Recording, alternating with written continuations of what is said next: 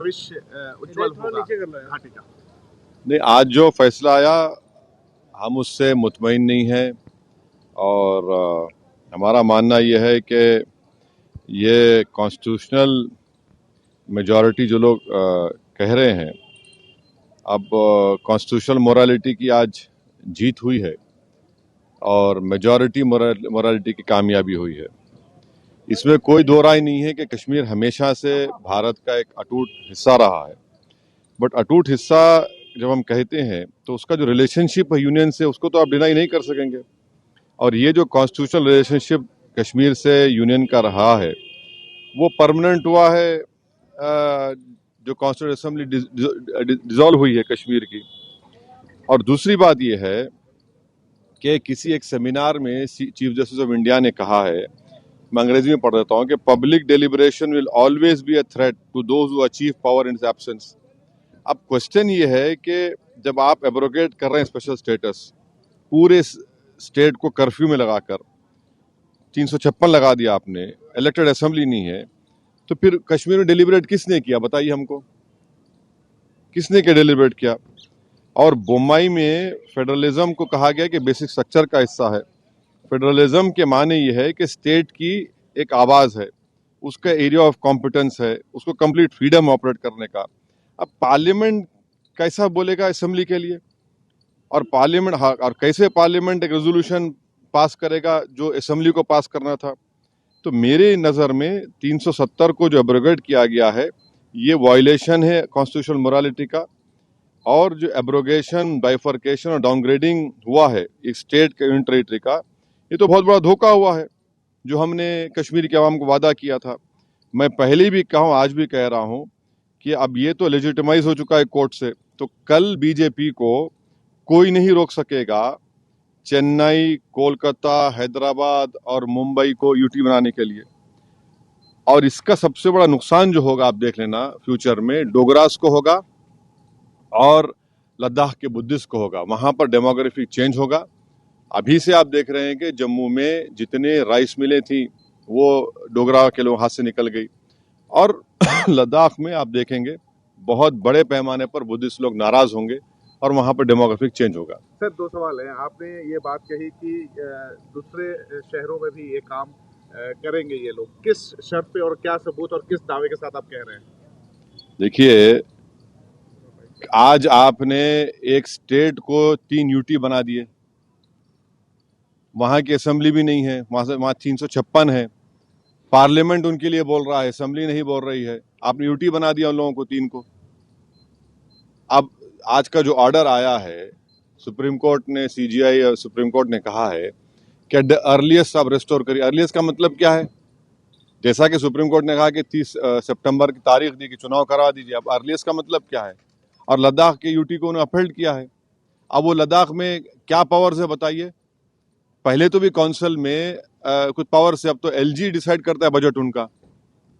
तो ये आप कल किसी को भी करेंगे, आपको जरूरत ही नहीं है 356 लगाने की। आप कहेंगे कि भाई चलो ये लॉ एंड ऑर्डर मसला है और इन चारों को यूटी बना दो, तो खतरा है वो, उस खतरे से कोई इनकार नहीं कर सकता। जल्द चुनाव होना चाहिए, डेमोक्रेटिक वहां पे स्थापित होना चाहिए।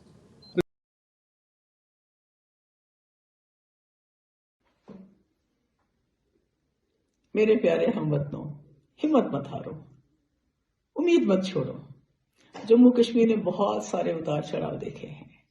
सुप्रीम कोर्ट का आज का फैसला ये एक पड़ाव है, मुश्किल ही सही पर पड़ाव है, ये मंजिल नहीं है हमारी। इसको मंजिल समझने की गलती मत करो। हमारे मुखालिफिन चाहते हैं कि हम उम्मीद छोड़ के, दिल बर्दाश्ता होके शिकस्त को तस्लीम करें, पर ऐसा नहीं होना है। आप जानते हैं कि सुप्रीम कोर्ट ने यह कहा कि 370 आर्जी है, इसलिए इसको हटाया गया। ये हमारी हार नहीं है, बल्कि आइडिया ऑफ इंडिया की हार है, हिंदुस्तान के तस्वुर की हार है। जिस तस्वुर के साथ, जिस आइडिया ऑफ इंडिया के साथ, जिस गांधी के हिंदुस्तान के साथ, जिस गंगा जमनी तहजीब के साथ जम्मू कश्मीर के मुसलमानों ने पाकिस्तान को दरकिनार करके यहाँ के सिखों के साथ, यहाँ के बुद्धिस्ट के साथ, यहाँ के क्रिश्चियंस के साथ, यहाँ के हिंदू भाइयों के साथ गांधी के मुल्क के साथ हाथ मिलाया, आज उस आइडिया ऑफ इंडिया की हार है। आज जो हरकत मरकजी सरकार ने पार्लियामेंट के अंदर ناجائز، غیر قانونی، غیر آئینی کی اس کو جو جائز قرار دیا گیا، وہ جموں کشمیر کے لیے نہیں بلکہ آئیڈیا آف انڈیا، ہندوستان کے تصور کے لیے ایک سزائے موت کی خبر سے کم نہیں ہے۔ آپ جانتے ہیں 1947 میں ایک سرکار تھی، پارلیمنٹ تھا، اس کے بعد کانسٹیٹیوشن بنا، انہیں جموں کشمیر کے ساتھ وعدے کیے اور جموں کشمیر کو ایک خصوصی پوزیشن دی۔ اس کے بعد 77 سال کے بعد ایک دوسری جماعت آئی جنہوں نے پچھلے 77 سال سے ایک ہی رٹ لگائی تھی کہ ہم پاور میں آئیں گے اور 370 کو ختم کریں گے۔ انہوں نے کر دیا، مگر یہ ہماری ہار نہیں ہے، یہ اس ملک کی ہار ہے۔ دھوکہ انہوں نے کیا، ہم نے تو نہیں کیا۔ آج 370 کو عارضی کہتے ہوئے انہوں نے ملک کو کمزور کر دیا۔ انہوں نے جموں کشمیر میں ان طاقتوں کو مضبوط کیا جو بار بار کہتی تھی کہ جموں کشمیر کا ملک کے ساتھ الحاق عارضی ہے۔ تو آج 370 کو عارضی کہتے ہوئے آپ نے جموں کشمیر کا جو رشتہ ہے اس کو عارضی قرار دے کے اس کو توڑ دیا۔ جو ہاتھ آپ سے ملا تھا امیدوں کے ساتھ 1947 میں، آج آپ نے اس ہاتھ کو زخمی کر دیا۔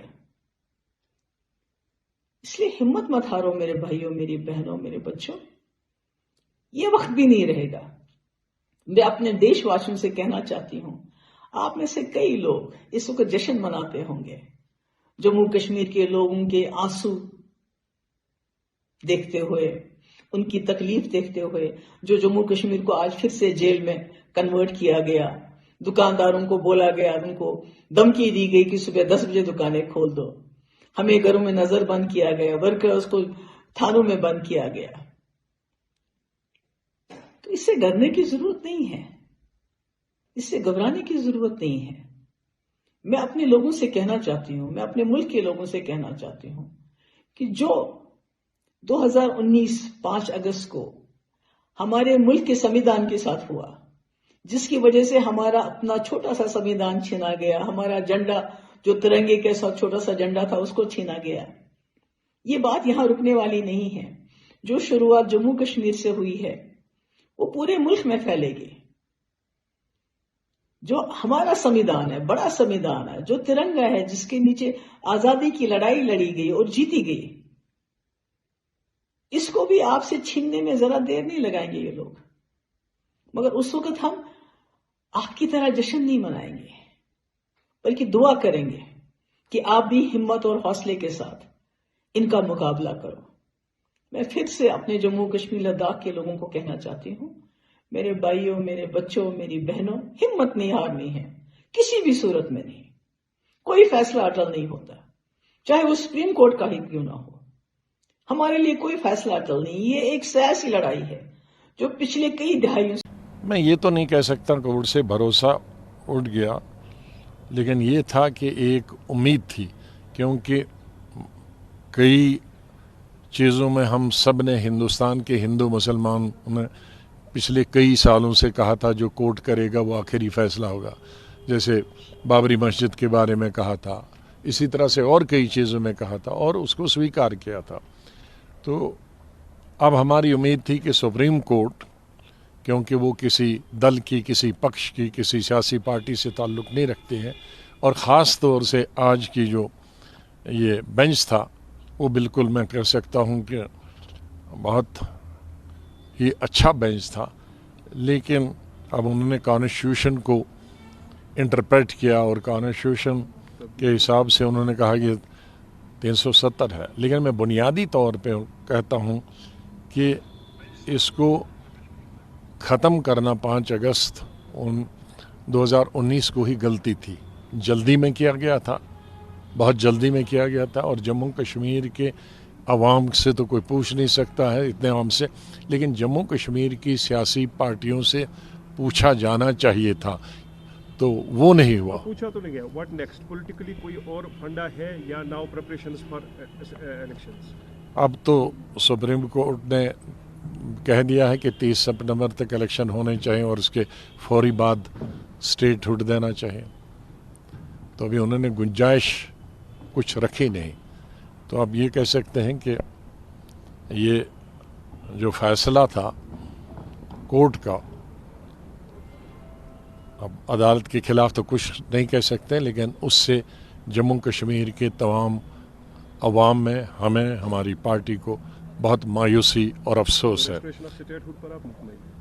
नहीं, स्टेटहुड तो उन्होंने पहले ही पार्लियामेंट में कहा है, अब उसमें इलेक्शन का भी पहले ही कहा है, लेकिन इस सिलसिले में कम से कम जो सुप्रीम कोर्ट ने एक डेट तय कर दी कि भाई 30 सितंबर से पहले होना चाहिए और उसके फ़ौरन बाद स्टेटहुड होना चाहिए, वो चीज़ तो हमारे हक में है। लेकिन जो दूसरी चीज़ थी जिससे हमारे जज्बात जुड़े थे, या हमारी तरक्की के लिए, हमारी मैशत के लिए, हमारी रोज़गार के लिए, बच्चों के रोज़गार के लिए, या ज़मीन महंगी ना हो, उसके लिए जो चीज़ें थी वो हमें नहीं मिल पाएंगी। एक बात माननी पड़ेगी, बीजेपी जो कह रहा है डंके की चोट पे कह रहा है, दरपर्दा कुछ नहीं हो रहा, जो पहले दिन कहा था आज भी उसे पछता है। हाँ, ये उनका 70 साल से उनके एजेंडे में था आर्टिकल 370, लेकिन वो 370 के बाहर भी गए। स्टेटहुड ख़त्म करने का नहीं था, यूनिटी बनाने का नहीं था, ये चीज़ें वो जो उनके एजेंडा में 70 साल से नहीं था, उसके बाहर भी वो चले गए। आज़ाद साहब, ये जानना चाहूँगा कि अब इस फैसले के बाद जो है पॉलिटिकल पार्टीज और ख़ासकर डीपीएपी की जो सियासत है वो किधर जाती हुई दिख रही है? अब वो हम अपने साथियों से बात करें, लेकिन मैंने पहले ही कहा कि तो दो ही बड़े इदारे हैं, पार्लियामेंट और सुप्रीम कोर्ट, उससे तो ऊपर वाला खुदा है, उसके साथ तो हमारी अप्रोच नहीं है। तो यहाँ जो जमहूरियत में जो सबसे स्ट्रांग पिलर्स हैं हमारी जमहूरियत के, वो है पार्लियामेंट और सुप्रीम कोर्ट। बदकिस्मती से हम दोनों में हार गए।